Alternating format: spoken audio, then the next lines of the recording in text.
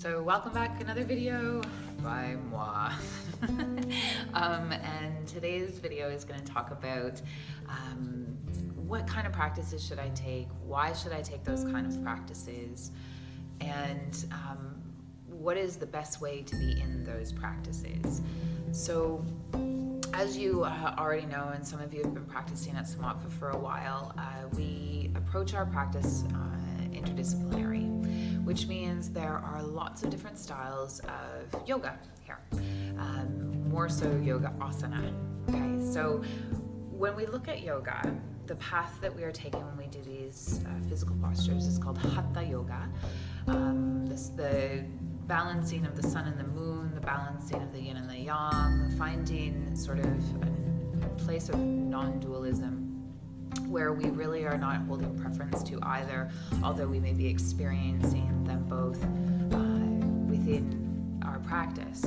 So the physical postures in and of themselves help us to start to recognize where these sort of interplay with one another. So we have lots of different styles of yoga. We have an Ashtanga practice, which is going to be a traditional practice set to a very strict rhythm. The sequence of the postures are the same, and in those practices it's really great for the practitioner to start to see the asanas develop and to start to sort of master the poses. We have something more in the lines of restorative yoga, where we're going to be on pillows and cushions, and we're going to be in deep meditative postures for a long period of time, learning the benefits of relaxation, getting into relaxation within our body to hopefully transcend the busyness of the mind and to find a greater sense of ease. We can practice something like yin yoga that focuses on the yin tissues in the body. The yin tissues in the body need to be exercised differently than, let's say, example of the muscles. So when we look at yin, we think of plasticky versus more elasticy. And the greatest sort of explanation that I find that helps people understand the difference is the yin tissues in the body, the fascia, the ligaments, the tendons, to the bones, they're much harder. They need to be practiced in a little bit different way. So we don't go in and exercise them routinely, like stretch like we would muscle. Muscle will have some memory, but it needs to be exercised very frequently in order for that to become a more permanent experience in the body. In the yin practice, we can complement our more yang style practice with the yin, maybe weekly, but we want to watch that we don't over-exercise these areas because we need to have support to things like our joints. We don't want to have our ligaments and stuff be too loose. So think of a plastic bag. When you stick your finger in a plastic bag, it creates an indent, and it comes back a little bit, but it's more permanent. Whereas if you have an elastic band, you can exercise it a fair amount, and it's going to sort of recoil. Okay, the muscles here would be the elastic band. The yin tissues would be the exercising long-held postures to get more of a permanent result. So the nice thing for the yoga practitioner is those more yang postures seem to unfold a lot quicker when they have more ease in the yin tissues as well, and things open up a little bit faster for people that have a little bit more of a balanced practice because they're really balanced. So when we look at yin tissues in the body, they're like braces. This is a really good analogy. So like braces, these are yin tissues.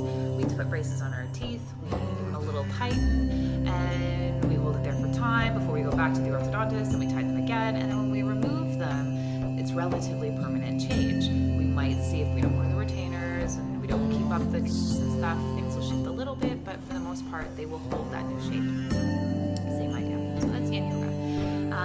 The whole premises of all of these styles of yoga, energize versus detox, is that we're targeting a certain aspect of the practice of our own physical body to bring it more into balance and into a state of health. But mostly we always have to remember that the postures need to be done with absolute ease. And on a little bit more of a theoretical level, when we come into anything that we do and we struggle and we force and we become aggressive and we push, the energetics of the experience gets all like, and it doesn't really unfold for us. And what when we come into it with breath awareness, when we come into it with a very calm mental state, when we come into it with very attuned attention to the tiny little subtle details, things start to soften and shift, and things start to open up and blossom. If you have a rosebud, you're not going to start to peel back all of the petals hoping that this is going to become this nice beautiful rose, the result of which is that these petals are going to go and they're going to fall and die and wither away, and then you're left with just a stem. So same idea in our yoga practice. There's no need to force and push and pull. It's taken us 15 years to get this tension in our hamstring, so it's going to take us time to let it go. But the slow, mindful approach is going to be much more successful. I really encourage you to remember that there is no such thing as a perfect pose.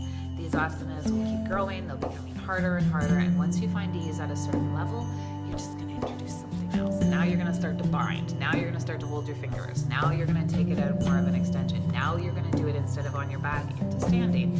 And so they always are going to grow. And the purpose of this is because the asana is not the goal. The asana is what can create the journey. So what you're really learning is what's going on within the posture. What's going on in all of the dimensions of you? How does the mind interplay, the emotions interplay with the physical body? One, to create and hold the stress, but two, what happens when you start to release and shift the stress? And how do you best deal with those emotions? So when you, or anything, or whatever is coming up for you, it may not just be emotion, but when you come into a posture and your hamstring is really tight, it's really hard to get the message from anything else because this hamstring is so damn loud on the inside, that's all you're hearing. And so that's okay. That's the body you showed up with today. That is the practice for today, is how do I work and interplay with what this hamstring is saying to me? How do I start to fine tune and become even more detailed in my awareness to go, okay, so if I rotate my pubic bone this way, turn my inner thigh down that way, do I find more ease in just the physical experience? If I breathe longer out until I'm really empty, can I feel that magic moment when the body goes and soften? And when you start to attune into that, you're falling more and more into presence, less and less from achieving the goal, and your practice becomes easier. And it's very important that you remember that every single one of our postures need to be done with ease. They should not hurt. Create injury. So yoga injuries happen, but when we're being aware and we're being conscious, we're going to play with that delicate edge. And it's not saying that the yoga postures are always comfortable, but our job within that discomfort is to find comfort. So as we start to grow in our practice, as we start to understand the messages of each of the shapes, as we start to become more comfortable with the discomfortable, the confrontational stuff that's arising within those shapes, within the breath work, within the quieting down, you start to develop a deeper relationship with your body, the lessons that the body is actually telling you, speaking to you, and then you start to hear. You sit in the place of studentship, where you are willing to hear, where you are willing to listen, where you are willing to find out, and really get curious about you and partake in your life. I said yesterday in class this quote about slowing down so much so that you're bringing the mind into the same time as the body. And when you come into the same time as the body, calmly and mindfully, you are quieting down so much that you're telling your body you are willing to listen, you are willing to learn, and you are also coming into the time where your body is, which, hello, is where your life is. This is where you live your life right now. And that's super cool, because we come to our mat every day, especially in this challenge, to live and to really get into, because for so many of us, we are deterred from our real lives because the emotion has so much stuff that comes up. The memories have so much meaning to us that it really stops us from being able to even enjoy our experience. And so we want to get so good at being in ourselves, being in our emotions, even if they're scary, even if they're that we really start to know and understand what they feel like. Anxiety feels like this for me. Fear feels like this for me. What happens in a physical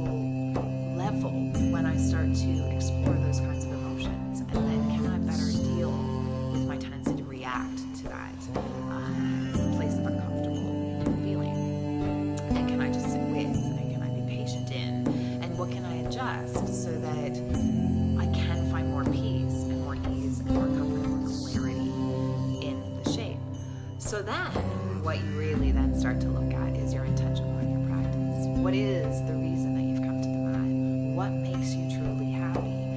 And instead of then trying to find these little small bits of happiness, oh, I got the brand new car and that's really awesome, but after a while, oh crap, I just ran into somebody and I got a bumper bent back here and I don't love my car so much and now I've got to find something else to be happy about. You then start to recognize when you're in those moments of happiness, what the feeling of happiness feels like as sensation. And then what you then try to do is sit in that feeling. And so you can use your yoga postures as like a testing ground. Can I bring what it feels like to be truly happy to Warrior 2?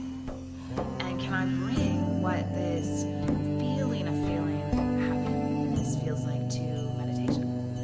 Or this feeling of completeness and peace and gratitude and compassion in a headstand? And can I then understand that I can be happy in all of my experiences, even if they're challenging? And so what you are going to be given after sitting in these experiences of your emotions and being honest and truthful with them and working with them and developing those strategies to sit with, then you start to know what it feels like in the good times. And then those good times you can bring into all of your experiences. So your happiness isn't fleeting.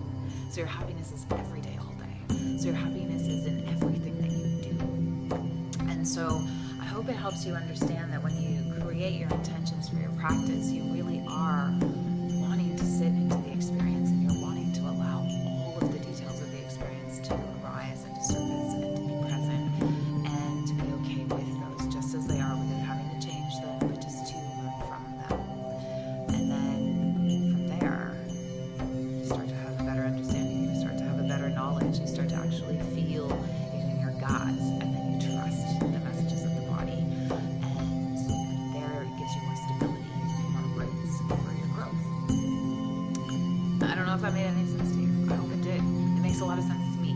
But sometimes when I'm relaying it, it might be a bit too esoteric. So I want to know from you guys what you want to know, because I could talk about a gajillion things in this yoga practice, and I think all of them are very valid, but it might not be where you are right now or what you want to know. So I'm going to ask that you comment. Please comment at the bottom of these things, questions, anything that you have. You're also, if you have questions and you're on Twitter, you're going to Twitter on this hashtag. And when you Twitter that hashtag, I'm going to see those questions, because once a week now, I'm going to do a Q&A, and it's going to be your questions answered. And some of these I might need to research. Some of these could be very like, I don't understand what to do with my thigh bone in triangle pose. What do you mean your sits bones? Okay, these kinds of things I need to know are your questions. Absolutely. So that's our next goal, is every single one of you that watch this, in the bottom, please throw your question. Not tomorrow, but the day after, I'm going to be answering them all. So yay for 30-day challenge. Yay for you guys taking the time out of your busy schedules to get to know who you are. Yay for putting your health and happiness and healing first and foremost, at least for this next month. And I really hope that this stuff helps you deepen your practice, deepen your understanding of the practice, help you just find more space, more time, and more freedom. Namaste.